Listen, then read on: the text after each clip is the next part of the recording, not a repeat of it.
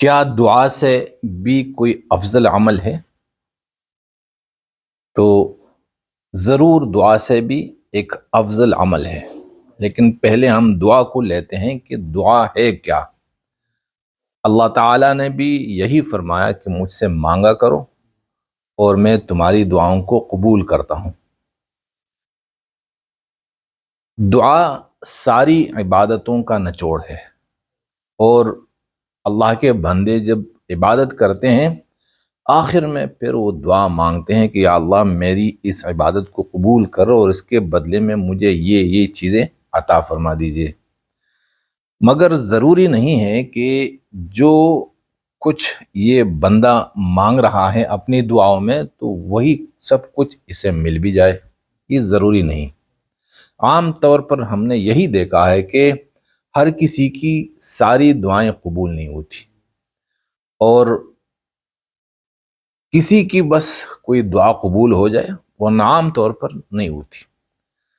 پھر جب ہم یہی شکایت علماء کرام کے پاس لے جاتے ہیں تو وہ ہمیں مایوسی سے بچانے کے لیے یہی کہتے ہیں کہ بھائی اللہ تعالی ہر ایک دعا کو قبول کرتے ہیں، مگر کبھی کبھی ایسا ہوتا ہے کہ ہمیں کسی چیز کی ضرورت ہوتی ہے اور وہ چیز اللہ کی حکمت میں ہمارے لیے بہتر نہیں ہوتی، تو اللہ تعالیٰ وہ چیز نہیں دیتے اور اس چیز کے بدلے میں جو مصیبت آ رہی ہو اسی مصیبت کو ہٹا دیتے ہیں، اور یا مرنے کے بعد جنت میں کوئی نعمت عطا فرما دیتے ہیں۔ مگر علماء کہتے ہیں کہ دعائیں قبول ہوتی ہیں۔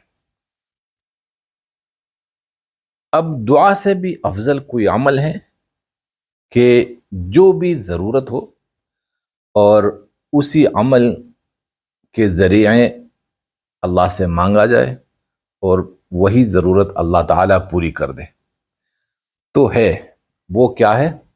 وہ ہے توکل، بھروسہ۔ یعنی جب بھی ہمیں کوئی ضرورت پڑتی ہے تو دعا بھی مانگ سکتے ہیں، میں یہ نہیں کہتا کہ ہم دعا نہ مانگے، مگر میں یہ کہتا ہوں کہ دعائیں ساری دعائیں قبول نہیں ہوتی، اور توکل جو ہے اس کو اللہ رد نہیں کرتے، تو ہم اللہ تعالیٰ پر بھروسہ کریں۔ کوئی بھی ضرورت پیش آئی ہمارے دل میں یہی یقین ہو، یہی کیفیت ہو کہ میری یہ ضرورت اللہ تعالیٰ ہی پوری فرمائیں گے، اور وہ ضرور پوری فرمائیں گے۔ جس طرح ایک بچے کا اپنے باپ پر یقین ہوتا ہے کہ میری جو بھی ضرورت ہوتی ہے، کپڑوں کی، جوتوں کی، قلم کی، کتاب کی، تو ہر ضرورت ابا پوری کرتے ہیں، اسی طرح ہمیں بھی یقین ہو کہ ہماری ہر کوئی ضرورت، ہر ایک ضرورت اللہ پوری فرمائیں گے۔ اللہ تعالیٰ انتہائی مروت والے ہیں، تو یہ توکل، جو توکل کرتے ہیں اللہ کی ذات پر، اللہ تعالیٰ ان سے محبت کرنے لگتے ہیں، اور جب محبت ہو جاتی ہے تو پھر کام بھی بن جاتا ہے۔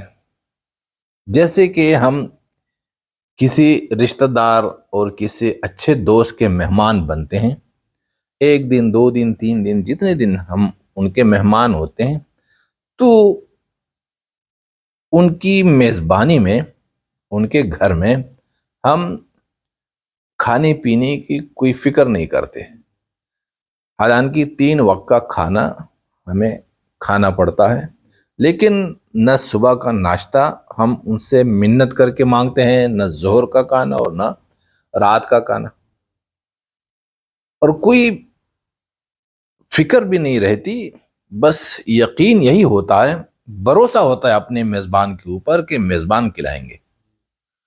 تو کسی مہمان نے کسی میزبان کی منت نہیں کی، سماجت نہیں کی کہ یار صبح کا ناشتہ مجھے دے اور اللہ کے لیے مجھے ظہر کا کھانا اور رات کا کھانا دے، نہیں۔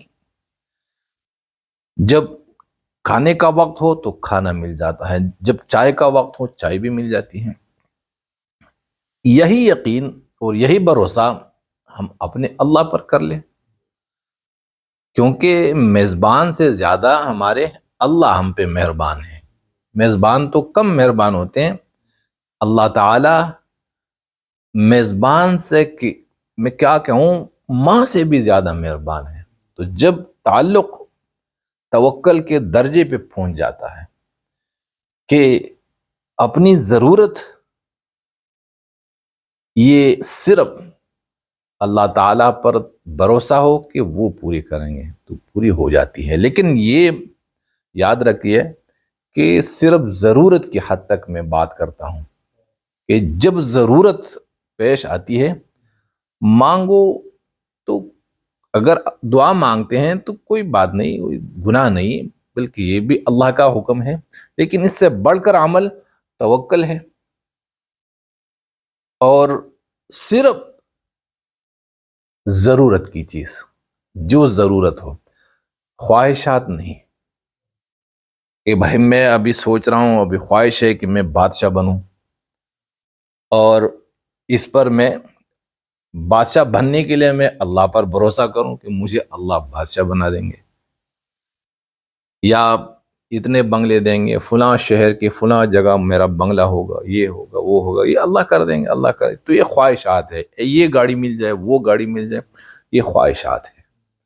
خواہشات کے لیے اللہ تعالیٰ نے جنت بنائی ہے، وَلَكُمْ فِيهَا مَا تَشْتَهِي أَنفُسُكُمْ وَلَكُمْ فِيهَا مَا تَدَّعُونَ۔